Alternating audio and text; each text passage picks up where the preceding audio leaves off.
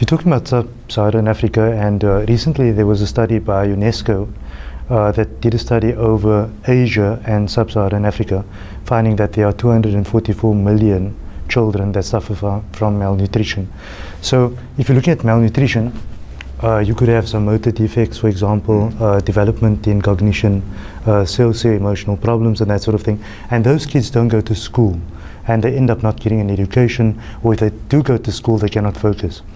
So I think what you're doing in terms of sort of ledging over into the aspect of social responsibility regarding children and raising funds for children is quite a noble cause.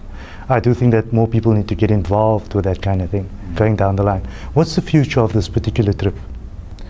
So we anticipate that we'll leave in early August next year. Obviously it's still quite early. We haven't done all our complete bookings in terms of the exact date, but we will most likely, the group this year left on the 9th and they were there for about 11 days and they came back on the 20th. And I know that we will leave maybe a few days earlier than they left this year. So we anticipated about the 3rd of August this year, and there's a lot happening between now. This is our first TV interview, and thank you for the time.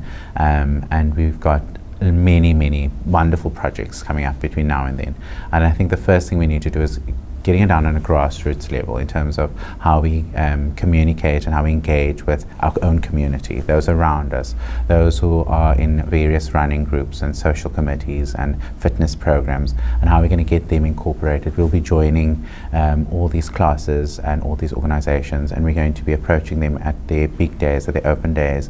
We're going to have stations there. We're going to help them. We're going to help them by them helping us. So we'll basically, we'll encourage them to give us a program that they think would best help us in terms of our fitness and getting prepared to go up there as well. And I think there's a lot of fundraising that's going to be happening between now and then. We've got we're currently in discussion, we're going to have a rowing regatta.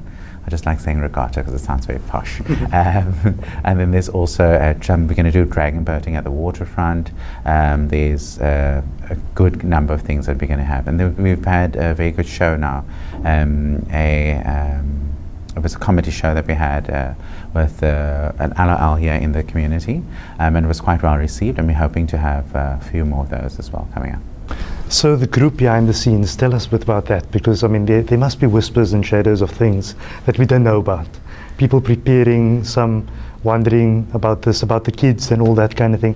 Tell us a bit about what's happening behind the scenes, and how do you find the group thus far? Who do you see making it and who not making it? I know you've got an idea about this. Yeah. Are you putting money on this? I'm joking. I think that they're all going to make it. Absolutely. The only problem is if you're about 10 kilometers behind, that might be a problem. But I'm sure they'll catch up, isn't it? No. I think the team dynamic is really amazing, and I think that's important. Yeah, it's really spectacular, and we've I think out of the 9 of us living from Cape Town, there's a lot of wealth in terms of the richness, in terms of personality, character. The qualities are really amazing of these people. I mean, I'm very fortunate to be part of this team. There's a sense of team unity already, because that needs to exist. I think that there are people that's not going to feel well for one day, that needs that motivation by the others to say, well, just you'll feel better tomorrow. Yes. You know, that sort of thing. Completely. And I think there's I think that the group that as we are, I think it was all ordained by the Almighty. I mean, it's complete fate that we all contribute differently, but all in the same. Everybody's got their own strengths and their own weaknesses, and I think we all know how to play on and how to utilize the strengths and understand the weaknesses as well, I would imagine. But I think overall, I don't think there's, if I could handpick a team, I don't think I'd choose anybody else. What's your message to the team? Don't forget to make sure that I get there. I don't think there's a particular message. I'm just really excited and very honored, and I don't think that we will at any point forget our core focus, and I don't think we'll at any point be lagging behind in any regard. But I know that I think we must just savor the moment, both from now until we leave on the actual journey, and also just getting back and understanding what we've achieved. And I think what we're putting out to achieve, I think it's a magnificent journey, and I think it's going to be life-changing for all of us. And I think we'll all be richer people thereafter as well. Faghri, I think that the journey is more than the journey itself. I think that the journey is a manifestation of other journeys. So it's a physical manifestation of other journeys that people might have, whether those are personal inferences that they want to conquer, whether they want to prove something to themselves and society, that if in unity we can do something. And I think that there's more to this than just climbing. So we wish you well. We're going to catch up with the other people and find out what their thoughts are and how preparation is going. Okay, brilliant. Well, that's Faghri, and he's sort of getting ready to go. I personally want to catch up with him to see how it's gone after he's come back, if he makes it back. So what does climbing Kilimanjaro in 2017 mean for me? As an individual coming from a disadvantaged background, education, it was imprinted in our lives that education is quite important. And in making a difference as you grow up in life, you want to know what's your purpose in life. How do you impart making a difference in somebody else's life? So for me, climbing Kilimanjaro is making that difference in the lives of all of those people in sub-Saharan Africa, especially the children. And we all know that in Africa, in sub-Saharan Africa, there's the highest illiteracy rate in the whole world. So that's my bit in terms of making change in the world. And like Nelson Mandela said, education is the one weapon that you can use to make your change in the world. So that's my bit. I've got two personal goals for this journey. There's a primary and a secondary. The primary is one of raising funds and awareness for the kids in sub-Saharan Africa, social development, more precise. And the reason for that is my wife and I are expecting a child as well, and we both feel very strongly about education. We were brought up in a very harsh environment as well, and education was our road to success, one of the roads to success.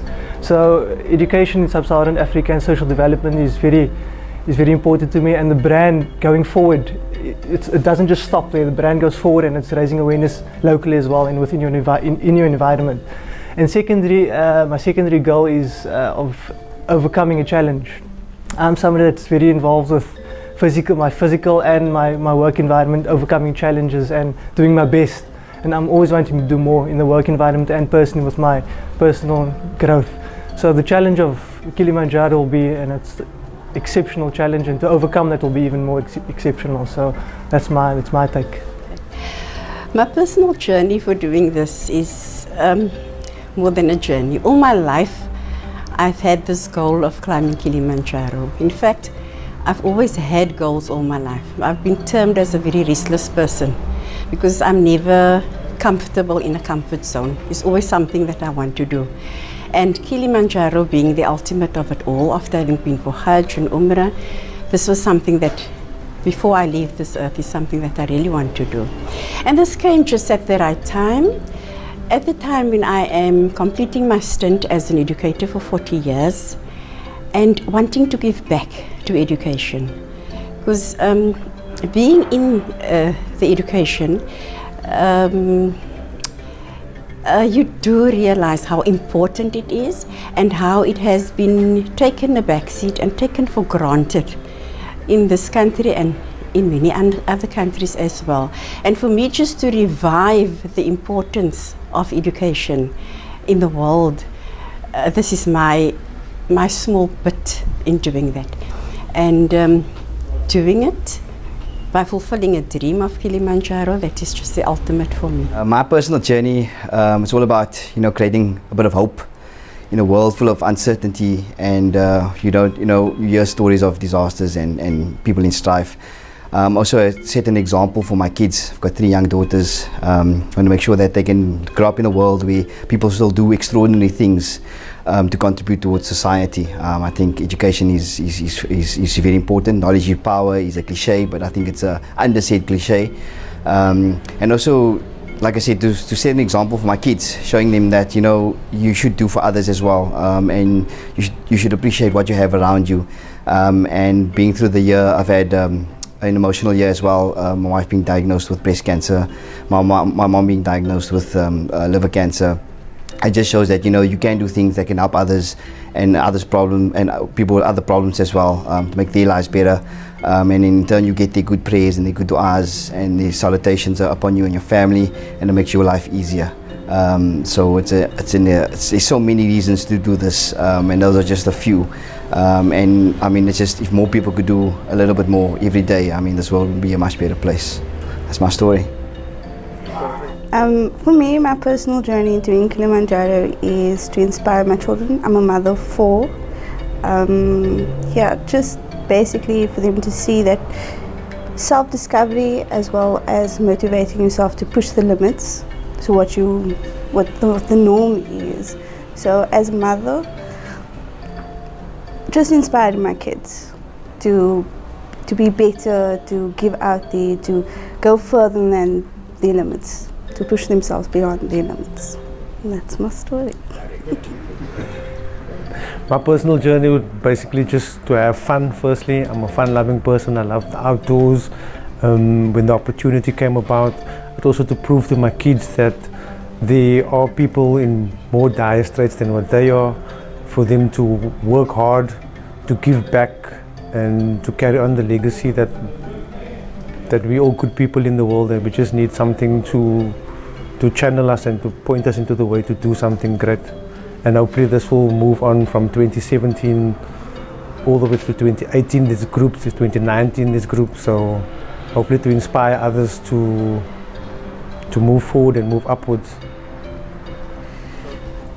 Okay, so my personal journey for this trip specifically is obviously to climb the biggest mountain in Africa. I think it's the most amazing opportunity presented to me.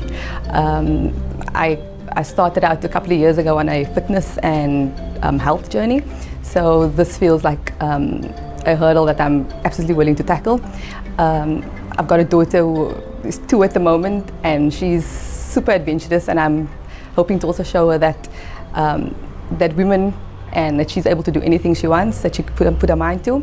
I'm also a special needs educator, so the education component of this and the charity that we'll be raising as part of awareness of our trip is absolutely important to me.